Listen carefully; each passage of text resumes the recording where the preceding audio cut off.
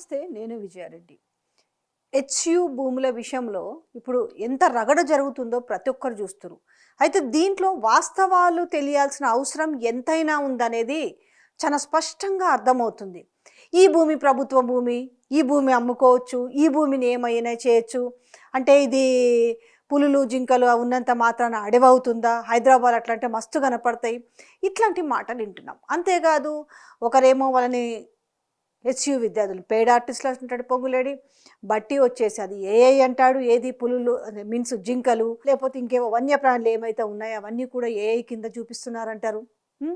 రెండోది 20 సంవత్సరాలు పడావుబడిన భూముల్లో చెట్లు పెరిగినాయి, అవి అటవీ భూములు ఎట్లయితాయి అనేసి, అడవి ఎట్లయితుంది అనేసి జూపెళ్ళు అంటాడు. ఇట్లా రకరకాలుగా మాట్లాడుతురు. అసలు వాస్తవం ఏంది, అందుకే ప్రభుత్వ భూమి ఎట్లయ్యింది, అసలు భూమి ఎట్లొచ్చింది అనేది మీకు ఒక లాస్ట్ మంత్ ప్రొఫెసర్ రాసిన మీకు ఒక కాలం మీకు చూపిస్తా, చదివి వినిపించి నేను దాన్ని వివరించే ప్రయత్నం చేస్తా. ఇందిరమ్మ రాజ్యంలో ఇదేమి న్యాయం అని చెప్పారు. అసలు ఏం జరిగింది అనేది చాలా క్లియర్గా ఉంది. ఎందుకనంటే ఈ ఎడిటోరియల్ కాలం వచ్చి పడింది ఎందులో అనంటే ఆంధ్రజ్యోతి పేపర్లో. సరే ఇదేదో ఇంకో పేపర్లో అయితేనేమో లేదు, ఇది వాళ్ళకి సంబంధించిన పేపర్ కాబట్టి మీరు ఎట్లా చెప్తారనే మాట మాట్లాడచ్చు, కానీ కాదు. ఏ పత్రికలో వచ్చిందో కూడా చెప్తున్నా, ఈ ఎడిటోరియల్ కాలము ఆంధ్రజ్యోతిలో వచ్చింది. సో ఇది రాసింది ఎవరో కూడా మీకు ప్రొఫెసర్ జి హరగోపాల్ గారు ఇది రాసిరు.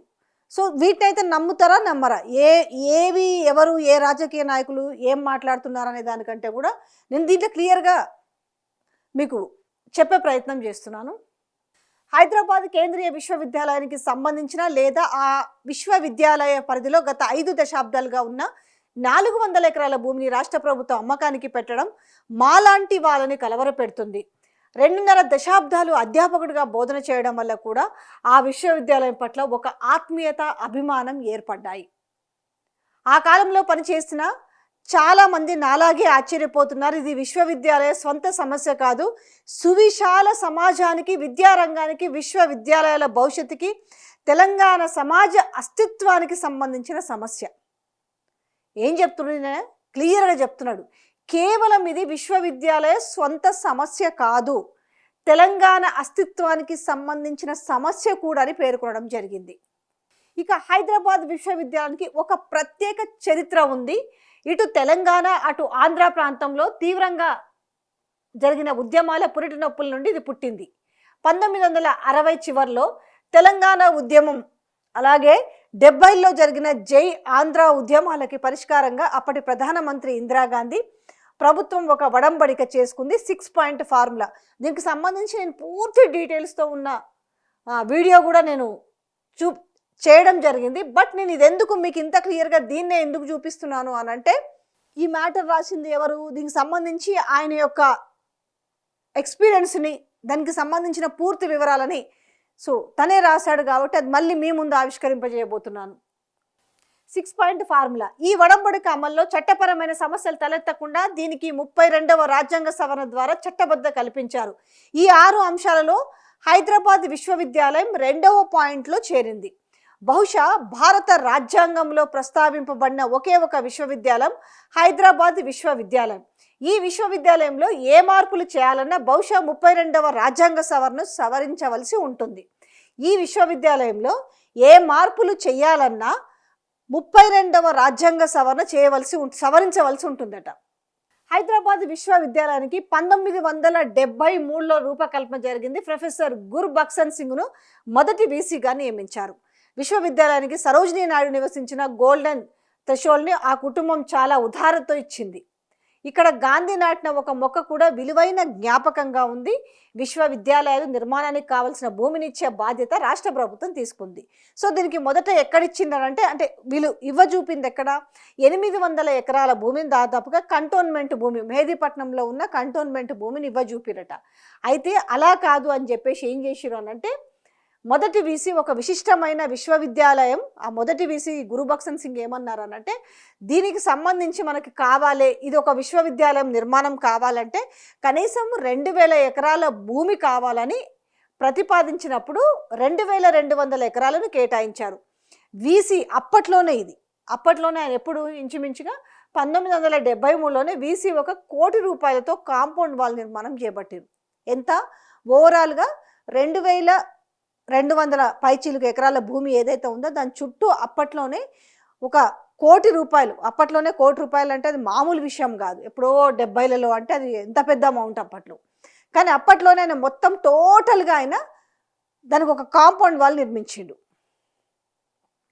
ఈ సందర్భంలో విశ్వవిద్యాలయం కాంపౌండ్ వాల్కి ఇంత ప్రాధాన్యం ఏమిటంటే అప్పటి రిజిస్ట్రార్ జార్జిని అడిగితే పంజాబీలకు భూమి విలువ తెలుసు, ఇది అన్యాక్రాంతం కాకుండా కాపాడవలసి ఉంటుందని ఆయన భావిస్తున్నారు అన్నాడు. అంటే అప్పట్లో అడిగిండ్రు ఎందుకు ఇంత దీనికి ఇంత అంటే ఆయన ఎవరు? గురుబక్సన్ సింగ్. అంటే భూముల విలువ ఏందనేసి పంజాబీలకు తెలుసు, ఈ భూమి అన్యాక్రాంతం, నిజంగా మన భాషలో చెప్పాలంటే ఇది ఇంత భూమి ఉంది కదా అంటే ఆ విలువ తెలుసు కాబట్టి 2200 ఎకరాల భూమికి సంబంధించిన విషయం కాబట్టి టోటల్గా అట్లా వదిలేస్తే ఇదంతా కూడా ఎవరో ఒకరికి ఇట్లనే ల్యాండ్ గ్రాబర్స్ వచ్చేసి అన్యాక్రాంతం అవుతుందని ఆయన ఆనాడు 73లోనే ఆయన ఆలోచించి ఆ రోజులోనే కోటి రూపాయలు పెట్టేసి ఆయన టోటల్గా ఉన్న భూమికి అంతటికి కూడా ఆయన కాంపౌండ్ వాల్ నిర్మించిండు. ఈ లైన్ బాగా వినండి, వింటేనే అర్థమవుతుంది. ఇది ప్రభుత్వ భూమి అని మాట్లాడుతున్న వాళ్ళకు ప్రభుత్వ భూమి ఏంది, అసలు ఇది వర్సిటీ భూమి అనేది ఒక పిక్చర్ కూడా వస్తుంది కదా. పొద్దున్నేసి ఇది ప్రభుత్వ భూమి, మేము అమ్ముకోవచ్చు, మేము ఏమైనా చేయొచ్చు అని మాట్లాడుతున్న వాళ్ళకి ఇది బాగా మనకు వచ్చే అంశం. కాపాడవలసి ఉంటుందని ఆయన అన్నారు. ఇప్పుడు ఆలోచిస్తే గురుబక్సన్ సింగ్ ఎంత దూరదృష్టి గలవాలో అర్థమవుతుంది. ఇందిరాగాంధీ ప్రత్యేక శ్రద్ధ వల్ల అప్పటి రాష్ట్ర ప్రభుత్వం భూమిని ఇవ్వడం వల్ల ఈ భూమిని రిజిస్టర్ చేయించాలని కానీ లీజ్ డీడ్ చేసుకోవాలని కానీ ఎవరికి అనిపించలేదు. ఒకసారి ప్రభుత్వం విశ్వవిద్యాలయానికి స్థలం ఇచ్చాక మళ్ళీ దాంట్లో చేయి పెడుతుందని ఎవరు ఊహించలేదు. హైదరాబాద్ నగరం చాలా వేగంగా విస్తరించడం, ప్రైవేటు మూటాలు పుట్టుకురావడం ఒక విషాదం.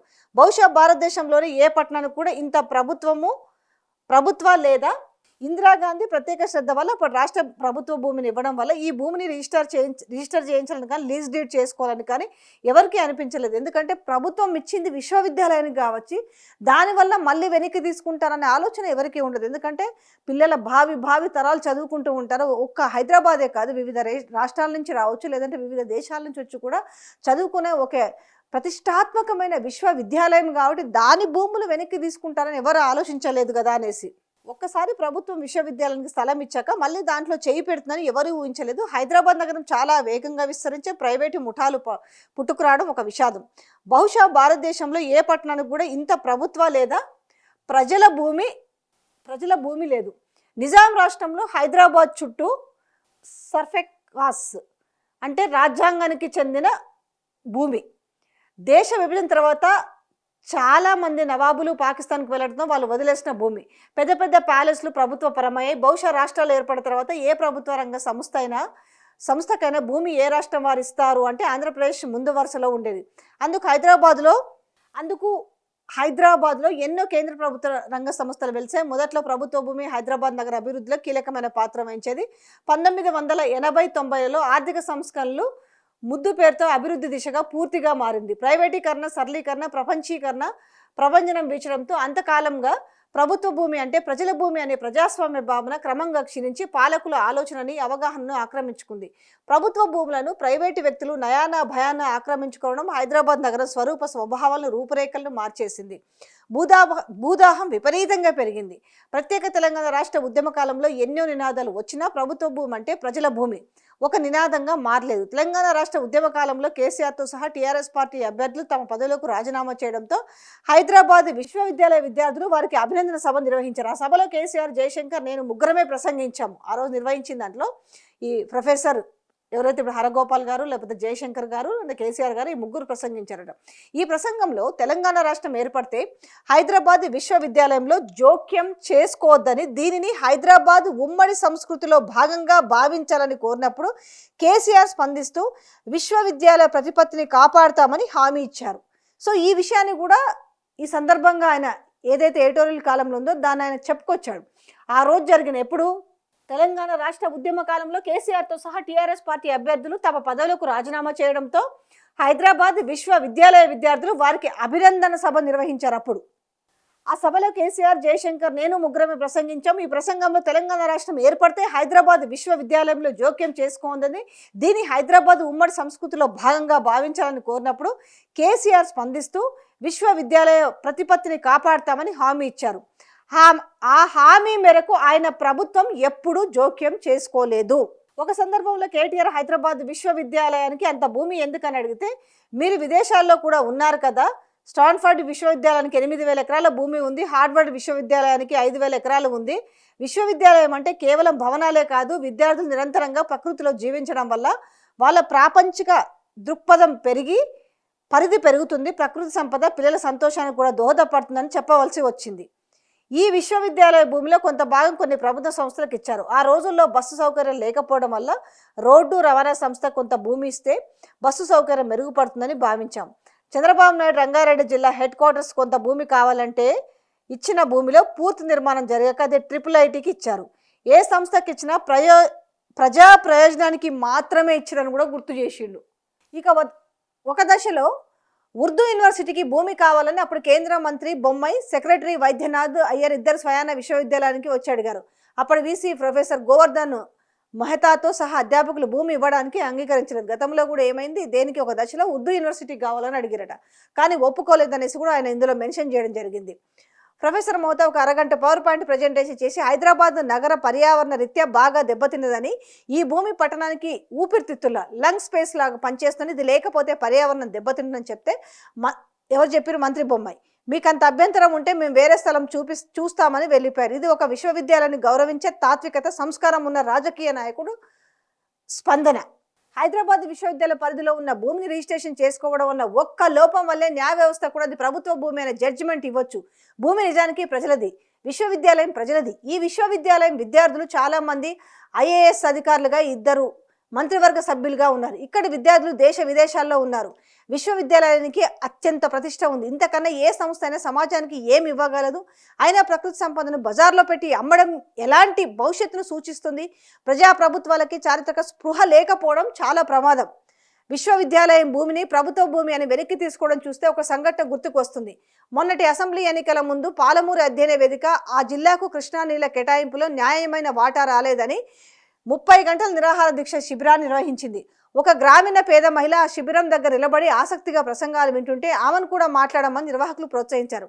ఆమె మాట్లాడుతూ, ఇందిరాగాంధీ తనకు 2 ఎకరాల భూమి ఇస్తే కష్టపడి తన పిల్లల్ని చదివించానని, కానీ పిల్లలకి ఉద్యోగాలు రాలేదు సరికదా, TRS ప్రభుత్వం ధరణి పేర ఆ భూమి ప్రభుత్వ భూమి అని బలవంతంగా వెనక్కి తీసుకుందని తెలిపింది. తాను ఇప్పుడు మహబూబ్ నగర్ పట్టణంలో పని మనిషిగా మారానని, తనకు మళ్ళీ ఇందిరమ్మ రాజ్యమే కావాలని ఆవేశంగా మాట్లాడింది. హైదరాబాద్ విశ్వవిద్యాలయ భూమి కూడా ఈ సంఘటనకు చాలా దగ్గరగా ఉన్నది. ఇందిరాగాంధీ వ్యక్తిగతంగా చొరవ తీసుకొని ఇప్పించిన భూమిని ఇందిరమ్మ రాజ్యమే వెనక్కి తీసుకోవడాన్ని మనం ఎలా అర్థం చేసుకోవాలి అనేసి టోటల్గా ఈయన గత ప్రభుత్వం సంబంధించింది కావచ్చు, ఇప్పటికి సంబంధించి కూడా అన్నీ ఉదహరిస్తూ ఆయన ఒక ఎడిటోరియల్ కాలని రాయడం జరిగింది. అంటే ఒక చిన్న రెఫరెన్స్ కేసును కూడా ఆయన పెట్టాడు. ప్రభుత్వ భూమి, ఇక్కడ విషయం ఏంటంటే ప్రభుత్వ భూమి అంటే ఎవరిది? ప్రజలదే కదా. అంటే ఆ ప్రభుత్వాలు ఉన్నంత వరకు ఆ భూములకి కాపలాగా ఉండడమే కానీ లేదు, దాన్ని డెవలప్ చేయడమే కానీ. ఇవాళ లంగ్ స్పేస్ అని చెప్తుంటే కూడా హైదరాబాద్లో పర్యావరణము ఇప్పటికీ మనకు అన్నిట్లో కంపేర్ చేసుకుంటే మిగతా మహానగరాలతో పోల్చుకుంటే ఇవాళ హైదరాబాదే బెస్ట్ లివింగ్ అని చెప్తున్నారు. అలాంటిది ఇప్పుడు దీన్ని కూడా మొత్తం చేసి పర్యావరణం అంతా కూడా ఖరాబ్ చేసేసి మొత్తం కాంక్రీట్ జంగిల్ చేసేస్తే పరిస్థితి ఏంది? ఇప్పటికే పిల్లలు, పెద్దలు, ఇప్పుడున్న ఉద్యోగాలు, ఇన్కమ్ సోర్సులు, వీటిలో స్ట్రెస్ పెరిగి ఇటు బయటకు వస్తే పొల్యూషన్ మొత్తము, ఇలాంటి నేపథ్యంలో ఎక్కడో కొంత కేబీఆర్ పార్క్ కావచ్చు, లేకపోతే గిట్ల ఇప్పుడు ఇది ఉన్న ఈ వర్సిటీకి సంబంధించినవి కావచ్చు, ఎక్కడన్నా కొంచెం ఆ భూములే మిగిలి ఉన్నాయి. అవి కూడా మొత్తం చేసేసి మేము డెవలప్మెంట్ చేస్తున్నాము, ఎవరికో దాన్ని దారాదత్తం చేస్తాము. రేపు 200 ఎకరం అమ్ముతారా, 250 కోట్లకు అమ్ముతారా తెలియదు కదా. కోట్లలో భారీగా వలుకుతాయి. రేపు షబాష్ షబాష్ అనుకుంటూ చప్పట్లు కొట్టుకుంటూ కూర్చోవాలి. కానీ ఆ భూమిలో ఏమొస్తాయి? రేపు మొత్తం కాంక్రీట్గా వచ్చేస్తాయి జంగిల్స్. మొత్తం అది ఈరోజు ఉన్న పర్యావరణాన్ని కాపాడుతున్న మంచి పర్యావరణ, చూడడానికి ఒక పర్యాటక కేంద్రం లాగా ఉన్న ప్లేస్ కాస్త ఏమైపోతుంది రేపు? ఇంకా మీదికెళ్ళి ఏంటి అంటే ఇదే. నేను ఎందుకు మీకు చదివి వినిపించానంటే ప్రొఫెసర్ హరగోపాల్ గారు రాసింది, కనీసం దీన్నన్నా మీరు బిలీవ్ చేస్తారా లేదా? ఇప్పుడు ఆయన ఏ పార్టీతో సంబంధం లేకుండా అయితే ఈ ఆర్టికల్ని మెన్షన్ చేసిండు కదా. సో గత ప్రభుత్వము ఆ భూముల జోలికి పోలేదు అనే విషయాన్ని కూడా స్పష్టంగా అందులో మెన్షన్ చేయడం జరిగింది. ఇంకా ఈ భూమి గురించి ఇంకా రాజకీయ పరంగా కొట్లాటలు జరుగుతుంటే, రాజకీయ పరంగా ఇంకా సోషల్ మీడియాల కత్తులు నూరుకుంటున్న వైనం చూస్తుంటే ఏమి ఈరోజు పార్టీల పరంగానే కొట్లాడాలా? ఆ భూములు కాపాడుకోవాల్సిన బాధ్యత లేదా? రెండోది, ఎంత కాన్స్పరెన్సీ లేకపోతే ఎందుకు అంతంతమంది మెయిన్ గేట్ దగ్గర ఒక 2000 మంది పోలీసులు కావచ్చు, వెనక సైడు 100 మంది పోలీసులు కావచ్చు, ఎందుకు పెట్టి అంత గోప్యంగా అంత సీక్రసీ ఏముంది అందులో? ఓపెన్ మార్కెట్లో పెట్టి చూడండి. ఎట్లాగో మీరు అది వేలం వేస్తారు కదా, ఆ వేలం వేసినప్పుడు అయితే వాళ్ళు కూడా వచ్చి చూసుకోవాలి కదా, ప్రజలు చూసుకుంటారు కదా నిజంగా ఇందులో ఏమున్నాయి, అసలు ఏమీ లేవని మీరు చెప్తారు కదా, అందులో ఏమున్నాయి నిజంగా? ఇప్పుడు దాన్ని లంగ్ స్పేస్ అని అంటున్నారు కదా, మరి ఇట్లాంటి నేపథ్యంలో పోతే ఏమవుతుంది ప్రజలు? కానీ అలా కాకుండా ఈరోజు హైకోర్టు చెప్పింది, ఇప్పుడు సుప్రీంకోర్టు కూడా దాన్ని హోల్డ్ చేయండి అని చెప్పింది. సో ఏమొస్తుందో చూడాలి. ఈరోజు ఇంకొక పాయింట్ కూడా, ఈరోజు వర్సిటీ విద్యార్థులను ఏమంటున్నారు, పెయిడ్ ఆర్టిస్టులు అంటారు. వాళ్ళకి ఏం కర్మ? ఇవాళ వాళ్ళు దేశ విదేశాలకు పోయేసి ఇంకా ఉన్నత ప్రమాణాలతో కూడిన విద్యని, అలాగే మంచి మంచి ఉద్యోగాలు చేసేటోళ్ళు వాళ్ళు. ఎందుకు? వాళ్ళకు దాని మీద ఉన్న ప్రేమ అభిమానం తప్ప దాంట్లో వాళ్ళకు వచ్చే గుంట జాగా లేదు, లేకపోతే 1,00,000 రూపాయలు వచ్చేది లేదు. వాళ్ళని పెయిడ్ ఆర్టిస్టులని దాంట్లో ఏమీ లేవని చెప్పేసి, అంటే ఏమి జింకలు లేవు, లేకపోతే నెమలు లేవు, లేకపోతే తాబేలు లేవు, అసలు ఏమీ లేవని మాట్లాడుతుంటే ఒక్కసారి కొంచెం నిజాలు తెలుసుకోండి అనే ఉద్దేశంతో ఇది మీ ముందుకు తీసుకొచ్చిన నేను.